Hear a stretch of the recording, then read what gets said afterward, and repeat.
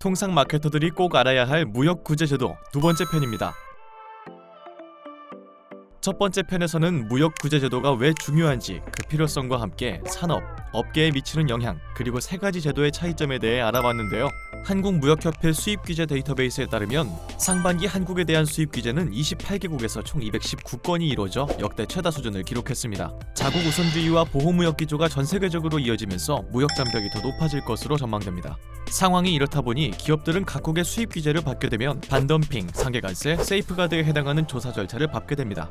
먼저 반덤핑 판정을 받으려면 첫 번째 덤핑, 두 번째 국내 산업의 피해, 그리고 세 번째 덤핑과 국내 산업의 피해 간의 인과관계를 입증해야 덤핑 방지 관세 부과를 할 수 있습니다. 반덤핑의 조사 절차는 국내 산업의 신청 또는 조사 당국이나 주무부처의 직권에 의해 조사가 개시됩니다. 그러면 덤핑과 산업 피해에 대한 질문서를 교부하고 외국 수출자 및 국내 생산자는 각각 이에 따른 답변서를 제출합니다. 이후 예비 판정, 현장 실사, 공청회 등을 거쳐 최종 판정을 하며 최종 규제까지 소요 시간은 대개 조사 개시 후 1년 정도가 소요됩니다.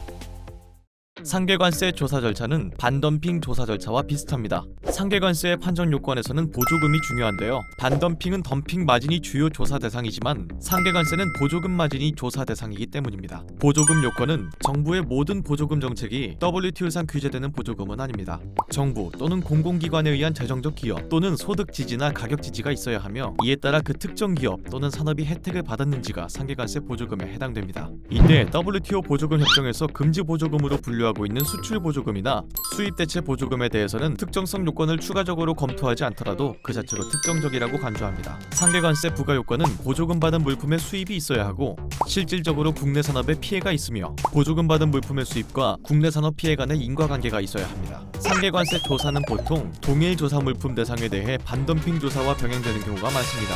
상계관세 조사가 반덤핑 조사와 다른 점은 반덤핑 조사는 개별 기업의 덤핑 여부 및 덤핑 마진을 조사하는 반면 상계관세 조사는 수출국 정부 또는 공여기관의 보조금을 조사하기 때문에 개별 기업뿐만 아니라 수출국 정부에 대해서도 조사를 한다는 것이 차이입니다. 세이프가드 제도는 특정 물품의 수입 증대로 인해 국내 산업이 심각한 피해를 받거나 피해받을 우려가 있는 경우 이를 구제하기 위해 수입 제한 조치를 예외적으로 허용하는 제도입니다. 가트와 WTO 하에서 시장 개방에 따른 국내 산업 피해를 우려하는 국가들의 다자간 무역체제 참여를 유도하는 안전장치로도 작용해왔습니다. 세이프가드 조치를 취하기 위해서는 국내 생산에 비해 절대적 또는 상대적으로 특정 상품의 수입이 증가하고 동종 상품이나 경쟁 상품을 생산하는 국내 산업에 심각한 피해나 피해가 초래될 우려, 특정 상품의 수입과 국내 산업의 피해 또는 피해의 우려 사이에 인과관계가 있어야 합니다. 세이프가드 조사 절차는 반덤핑, 상계관세와는 달리 덤핑, 보조금 판정 절차가 없습니다. 대신 수입 증가 및 국내 산업의 피해, 둘 간의 인과관계에 대한 조사 절차만 있다는 것이 차이점입니다. 그럼 한국 기업은 이런 외국의 수입 규제에 어떻게 대응해야 할까요? 무역 규제에 선제적으로 대처한 우수 대응 사례들이 있습니다. 자네 그거 아나?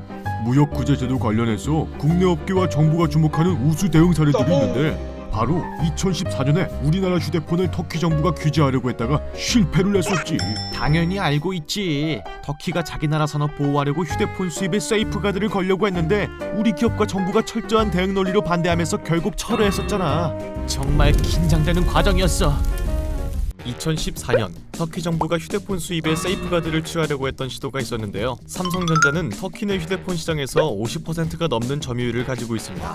특히 우리나라에서 직접 생산된 제품뿐만 아니라 중국과 베트남 현지 법인에서 생산한 제품들도 많아서 세이프가드 조치는 우리 기업에게 상당한 타격이 될 것으로 우려되었던 케이스였습니다. 또 국내 기업의 반덤핑 피소 대응 사례를 살펴보면 2009년 국내 석유화학 기업들이 사활을 걸었던 중국의 한국산 테레프탈산 반덤핑 조사 대응도 우수 사례인데요. 중국이 TPA 자체 생산을 늘리면서 경쟁자인 한국 기업에 규제를 가하려고 한 것이죠. 이에 기업들은 한국석유화학협회와 수십 차례 중국으로 가며 반덤핑 적용 시 한국산 TPA를 공급받는 중국 업체들이 타격을 받을 수 있다는 논리를 일관되게 전개했습니다.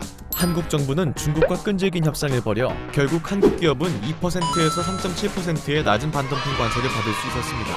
인바운드 사례로 우리나라도 무역구제 제도를 활용해 덤핑 수입으로 피해를 보던 기업들이 영업이익률과 각종 경영지표가 회복하고 있는 사례들이 있습니다.